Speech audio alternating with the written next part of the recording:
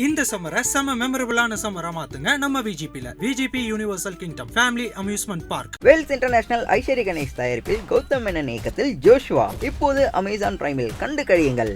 குறைந்த விலை, நிறைந்த தரம், தங்கள் தேவைகள் அனைத்தும் ஒரே இடத்தில். ஜெயச்சந்திரன். தொன்மைன்ற சொல்லுக்கு உண்மை அப்படின்னு ஒரு பொருள் இருக்குது. அந்த வகையில் இங்கே இருக்கக்கூடிய தெய்வத்துக்கு பேர் வந்து மூத்த தேவின்னு பேர். பல்லவர்கள் காலத்தோட குலதெய்வமாக இது வழிபாட்டில் இருந்திருக்கு. காலப்போக்கில் இந்த தெய்வ வழிபாட்டு முறைகள் மறைந்து ஸ்ரீதேவி வழிபாடுகள் தொடங்குது. விவசாய நிலங்களில் இது இருந்திருக்கு, வழிபடக்கூடிய கடவுளாக இருந்திருக்கு. ஸோ இனிமேல் மூதேவி அப்படின்னு சொன்னாங்க அப்படின்னா அவ்வளோ இலக்காரமான ஒரு வார்த்தை இல்லை அப்படின்னு சொல்லுவோம். மூதேவிங்கிற வார்த்தை மூத்த தேவியிலிருந்து மருவி நம்ம காலப்போக்கில் மூதேவின்னு மாற்றிட்டுங்க. மூத்த தேவி தவ்வைன்னு பேர், அவங்களுக்கு தூய தமிழ்ச்சொல் தவ்வை. ஓகே, ஒரு வளமைக்கும் செழுமைக்குமான இருந்த ஒரு கடவுள் தான் மூத்த தேவி. கண்டிப்பாக. இப்போ இருக்க நீங்கள் எந்த கோயிலுக்கு போனீங்கனாலும், பல்லவர்களோட கோயில்களுக்கு போனீங்கன்னா ராஜசிம்மனோட கோயில்கள், அதுக்கு பின்னாடி வரக்கூடிய கோயில்கள் எல்லாத்துலேயும் சிங்கங்களோட அமைப்புகள் இருக்கும். அந்த வகையில் சிங்கங்களோட அமைப்பு இதை ஒரு மாதிரியாக வச்சு தான் பின்னாடி எல்லா கோயில்கள்லையும் கட்டியிருக்காங்க. அதுக்கான மாடல் இது. நந்தியையும் பயன்படுத்தியிருக்காங்க, காளையையும் பயன்படுத்தியிருக்கிறாங்க. அவங்க காளைகளோட உருவங்களும் இருக்கும், நந்தியோட உருவங்களும் இருக்கும். நந்திங்கிறது சின்ன சைஸ் மாடுன்னு சொல்லுங்க. சிங்கங்களையும் அவங்க பெரும்பாலும் பயன்படுத்தியிருக்கிறாங்க. வாளுங்கிறது எப்படின்னா, நீங்கள் இங்கே இடுப்பில் வச்சுருப்பாங்க இல்லைங்களா, அது நீங்கள் வந்து 45 டிகிரியில் நீங்கள் எடுத்தீங்கன்னா தான் கத்தி வெளியில் வரும். ஓ, இவ்வளோ கணக்கு இருக்குது. அது கணக்கு இருக்குது. நீங்கள் கணக்கு மிஸ் பண்ணிட்டீங்கன்னா வாள் எடுக்க முடியாது, உரையிலேருந்து வராது. படத்துலலாம் உடனே எடுத்தேன் வாழை அப்படிலாம் பண்ண முடியாது, அப்படிலாம் எடுக்க முடியாது. இதெல்லாம் வந்து பாதுகாப்புக்காக வேண்டி மன்னர்களோட கூட இருக்கிறவங்க பயன்படுத்துறது, மன்னர்கள் வந்து இடுப்பில் பயன்படுத்துறது. சார், இந்த இது வந்து என்னன்னா விஸ்வரூபம் படத்தில் இது வரும் இல்லை, நிறைய படங்கள்ல அதை காமிச்சிருப்பாங்க. குத்தும்போது வந்து உள்ள வந்து ஒரு இதுதான் போகும், வெளியில் இழுக்கும்போது 3 வெளியில் வரும். அப்போ 3 இடத்துல குடலை கிழிச்சிடும். உள்ளேருந்து வெளியில் வரும்போது 3 வெளியில் வரும்.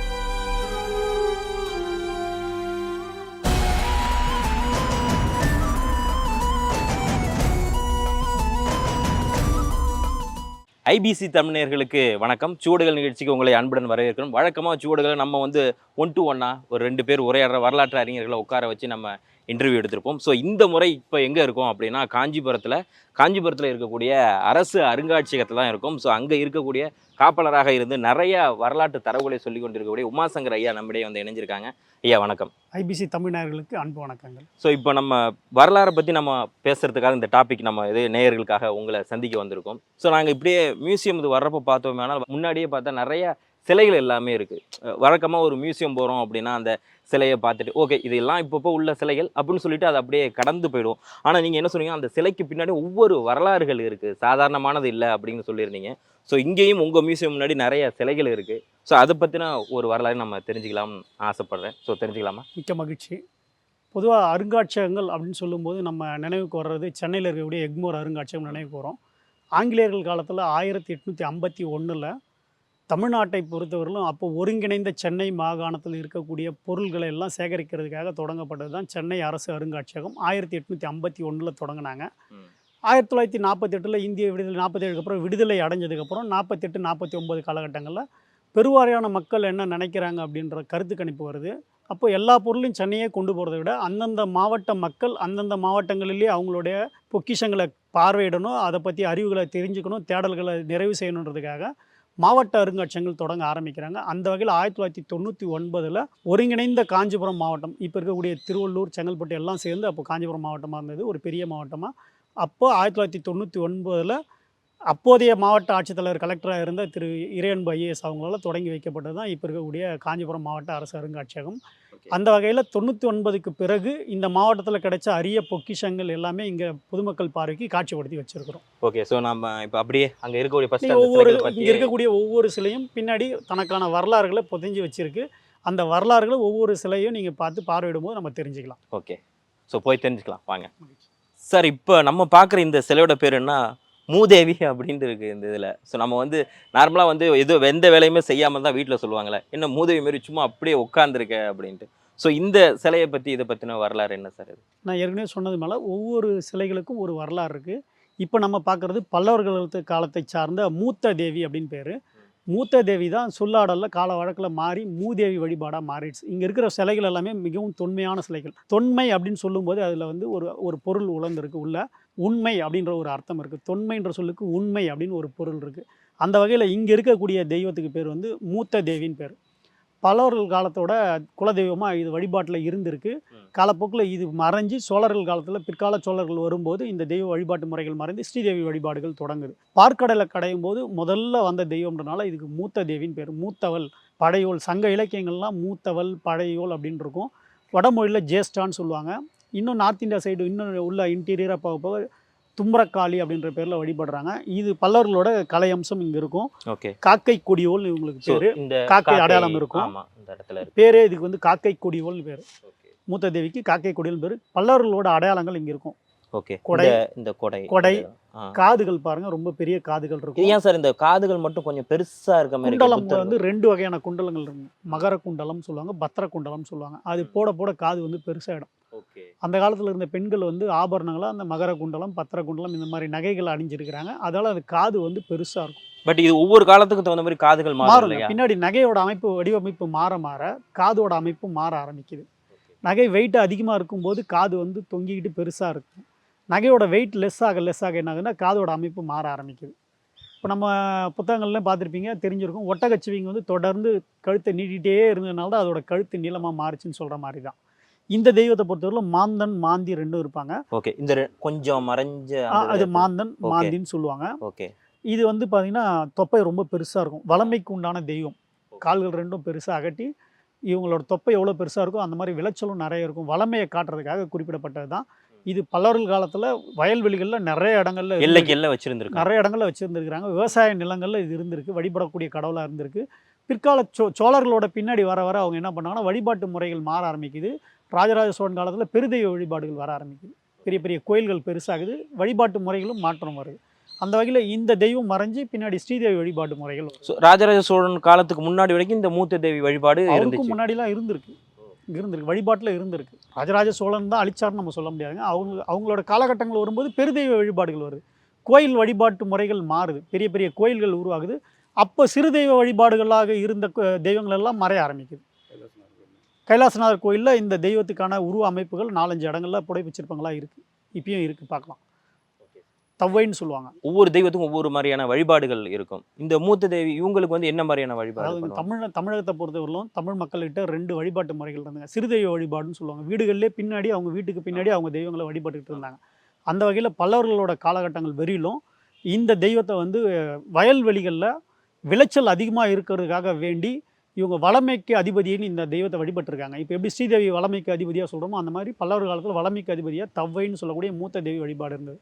தவ்வைன்னு சொல்லுவாங்க. இதை தவ்வை வழிபாட்டு முறைகள்னே இருக்குது. இவங்களோட வழிபாட்டு முறைங்கிறது எப்படி? இப்போ நார்மலாக வந்து என்னென்னா உருவ பலியிடு முறை அப்படிங்கிறது இருக்கும். ஸோ விலங்குகளை பலி கொடுக்கறது அப்படிங்கிற இவங்களை பொறுத்தவரை பலியிடுதல்ன்றது தவ்வைக்கு கொடுக்குற மாதிரி பொதுவான ஒரு கடவுளாக தான் வழிபட்டு இருக்கிறாங்க. ஓகே. அன்னைக்கு இருக்க விளைச்சல்ல பொங்கல் வச்சு இவங்க வந்து வளமைக்கான தெய்வமாக மட்டுமே வழிபட்டிருக்காங்க. இவங்களுக்கு வந்து இந்த பலியிடுதலை பற்றி குறிப்புகள்லாம் இங்கே இல்லைங்க. பலியிடுதல் எல்லாமே கொற்றவைக்கு தான். ஆமாம், கொற்றவை வழிபாட்டு முறைகள் வரும். இவங்கலேருந்து கொற்றவை மாறினாங்கன்னு சொல்லாமல் இல்லை, அது தனியாகவே அது தனி. ஓகே. உருவ வழிபாடுகள்லேயே உருவங்கள்லேயும் வேறுபாடு இருக்கும், வழிபாட்டு முறைகள்லேயும் வேறுபாடு இருக்குங்க. கொற்றவை வந்து போர்க்கடவுள், இவங்க வந்து விளைச்சலுக்கான கடவுள். போர்க்கடவுளுக்கு வந்து என்னென்னா அவங்க வந்து போருக்கு போகிறதுக்கு முன்னாடி கடவுள்கிட்ட வாக்கு வாங்குறதுக்காக வேண்டி வழிபடக்கூடிய கடவுளாக வந்து கொற்றவை இருந்திருக்கிறாங்க. இவங்க வந்து வளமைக்கு மட்டுமே விவசாய நிலங்களில் வச்சுருந்துருக்கிறாங்க. ஸோ இனிமேல் மூதேவி அப்படின்னு சொன்னாங்க அப்படின்னா அவ்வளோ இலக்காரமான ஒரு வார்த்தை இல்லை அப்படின்னு சொல்லுவோம். மூதேவிங்கிற வார்த்தை மூத்த தேவியிலிருந்து மருவி நம்ம காலப்போக்கில் மூதேவின்னு மாற்றிட்டுங்க. மூத்த தேவி தவ்வைன்னு பேர். அவங்களுக்கு தூய தமிழ்ச்சொல் தவ்வை. தவ்வைன்னு சொன்னால் அக்கால்னு அர்த்தம் தமிழில். ஸ்ரீதேவியோட அக்கா அப்படிங்கிற ஒரு முறையில் வந்து தவ்வைன்ற பேர் அப்போ பயன்படுத்தியிருக்கிறாங்க. ஓகே. ஒரு வளமைக்கும் செழுமைக்குமான இருந்த ஒரு கடவுள் தான் மூத்த தேவி. கண்டிப்பாக சொல்லலாம். நிச்சயமாக மூத்த தேவி வழிபாடு வந்து வளமைக்கான வழிபாட்டு முறைகளில் மட்டுமே பயன்பட்டுருக்கு. சார், இப்போ இதில் என்னென்னா மூத்த தேவி இவங்க வயல்வெளிகளில் வச்சு கும்பிட்டுருக்காங்க. இதுதான் வந்து ஒரு கிராமத்து தெய்வம் மாதிரி இதை பார்த்துருக்காங்க விவசாயத்துக்கு அப்படின்னு சொல்கிறப்போ, இதோட அமைப்பு பார்த்தா ஒரு பாறையில் இருக்குது. அதுக்கு முன்னாடி இந்த கிராமத்தில் எங்கள் மலைப்பகுதி எப்படிங்கிறது எப்படி இருந்திருக்கும்? இன்னொன்று, அப்போ இருந்தவங்க வந்து எல்லாருமே என்ன சொன்னாங்க, நீரை கும்பிட்டாங்க, சில இடத்துல மரங்களை கும்பிட்டாங்க, காடை மட்டுமே காட்டு தேவிக்கு அப்படின்னு சொல்லி தனியாக கும்பிடுவாங்க. ஸோ இது எப்படி சார்? இது முதல்ல வழிபாட்டு முறைகள் எங்கே ஆரம்பிக்குதுன்னா, இயற்கையை பார்த்து மனிதன் எப்போ பயப்பட ஆரம்பித்தானோ, எதெல்லாம் பயந்தானோ அதெல்லாம் கடவுளாக வழிபட ஆரம்பிக்கிறாங்க. நெருப்பை பார்த்து பயந்தாங்க, அதை வழிபட ஆரம்பித்தாங்க. மின்னலை பார்த்து பயந்தாங்க, அதை வழிபட ஆரம்பித்தாங்க. இயற்கை வழிபாட்டு முறைகள்லேருந்து கொஞ்சம் நாகரிகம் வளர்ந்ததுக்கப்புறம் அவங்களோட வழிபாட்டு முறைகளில் கொஞ்சம் மாற்றம் கொண்டு வராங்க. முதல்ல வீட்டுக்கு பின்னாடி ஏதோ ஒரு கல் எடுத்து வச்சு அவங்க ஒரு கல்லை எடுத்து, இப்போ நீங்கள் இப்பயும் இருக்கும் 7 கல்லை வச்சு வழிபடுறது, அதுதான் அவங்க ஆரம்ப நிலை. ஒரு கல்லை கடவுளாக நினச்சி வழிபட ஆரம்பிக்கிறாங்க.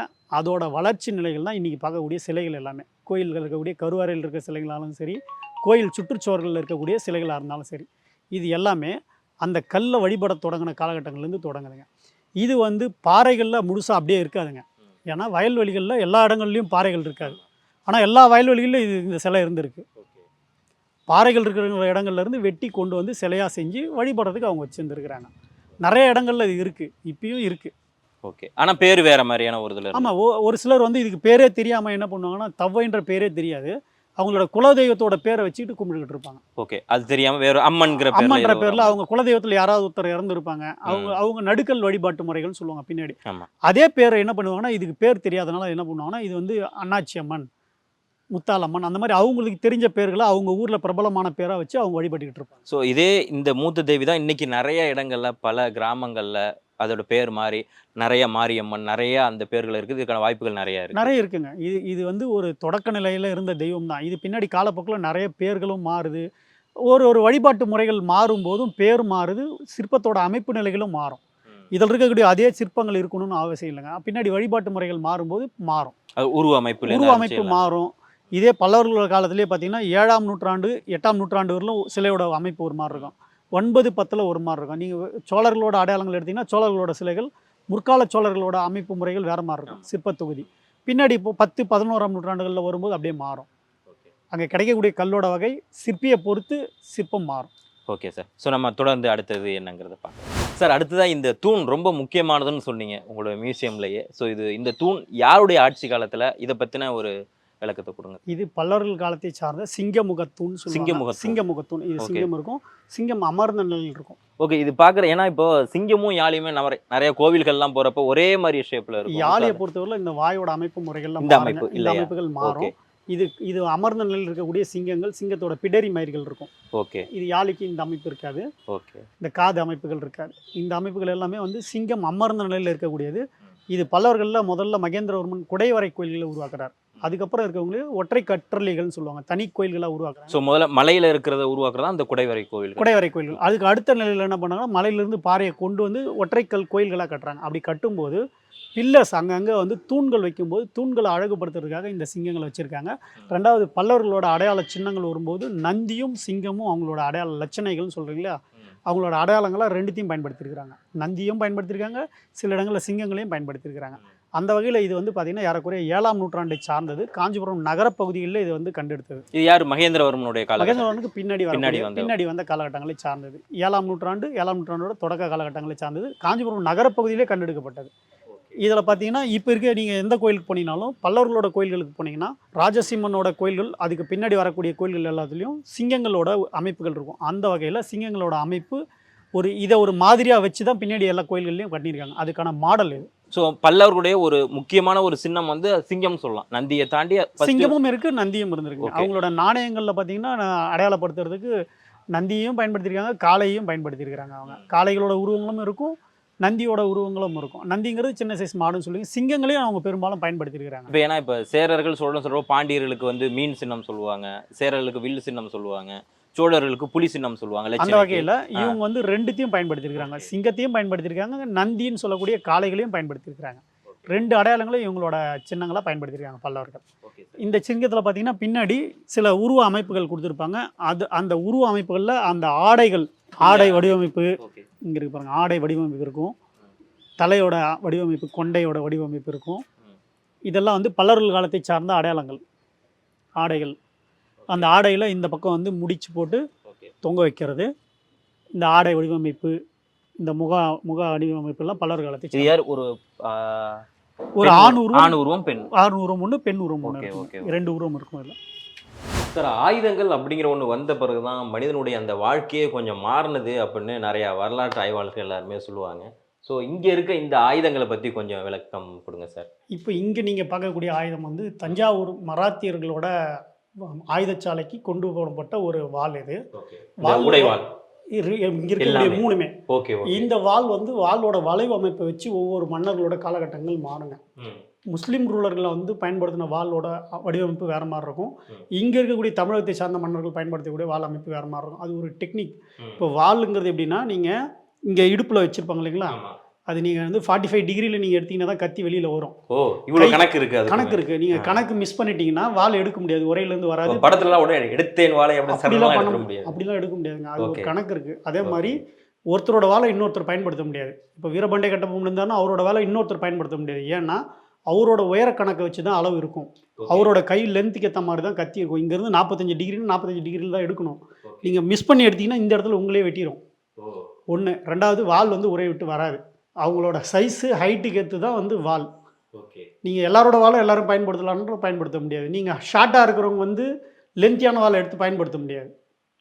அதனால தான் என்ன பண்ணுறாங்கன்னா ரொம்ப ஷார்ட்டாக இருக்கிறவங்களாம் பெரும்பாலும் குதிரை வீரர்களாக இருப்பாங்க. குதிரைகள் மேலே உட்காந்துட்டு பயன்படுத்துகிற மாதிரி இருக்கும். கத்தி அப்போ தான் சுத்த முடியும் அவங்களால.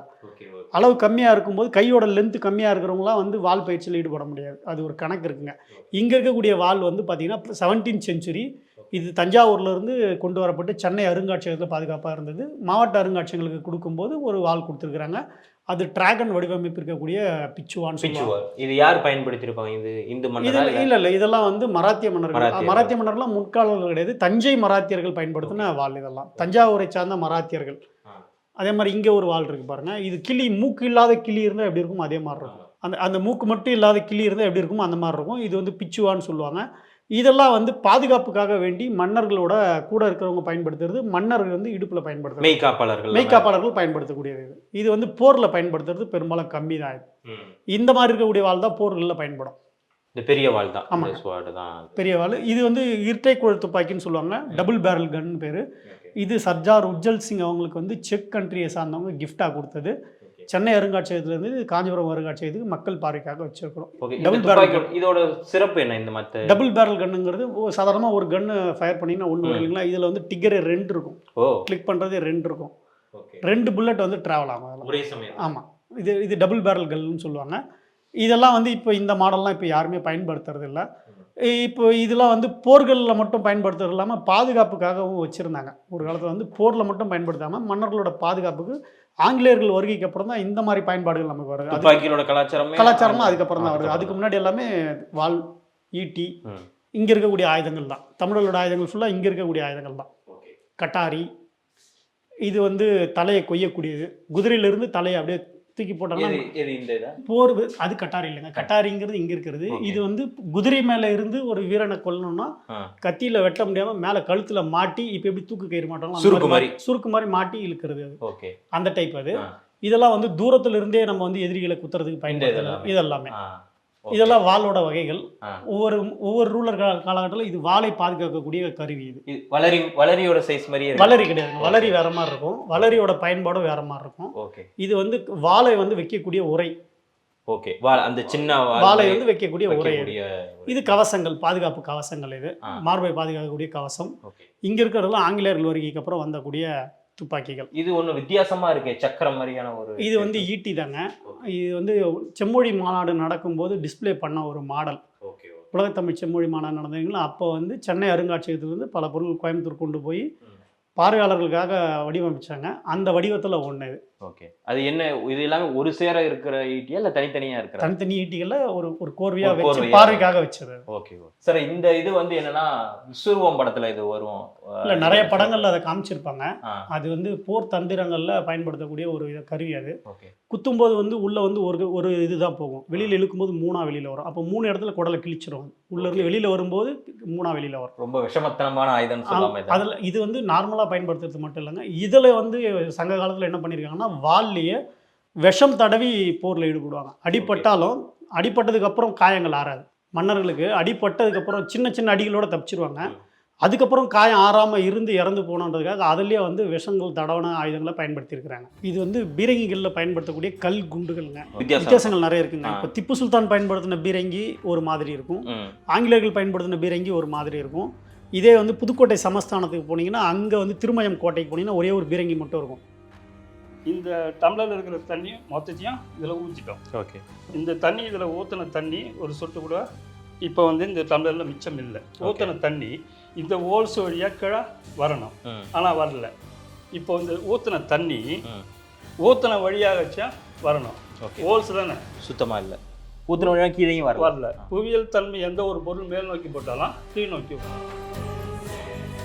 லோக்கல் ஜமீன்தார்ஸ் வரலுமே இதை ஸோ பயன்படுத்தியிருக்காங்க. இதை கரிகிரி ஜாடிங்கிற மாதிரி கூட சொல்லுவாங்க. கரிகிரி பொருட்கள்னே பேர் அதுக்கு. Okay. கரிகிரி மட்பொருட்கள் பேர். இது கரிகிரி பாட்ரிஸ்னு இங்கிலீஷில் சொல்கிறாங்க. இந்த சம்மரை செம மெமரபிளான சம்மரா மாத்துங்க நம்ம விஜிபில. VGP Universal Kingdom family amusement park. Vels International Aishwarya Ganesh தயாரிப்பில் கௌதம் மேனன் இயக்கத்தில் ஜோஷுவா இப்போது அமேசான் பிரைமில் கண்டு கழியுங்கள். குறைந்த விலை, நிறைந்த தரம், தங்கள் தேவைகள் அனைத்தும் ஒரே இடத்தில். ஜெயச்சந்திரன்.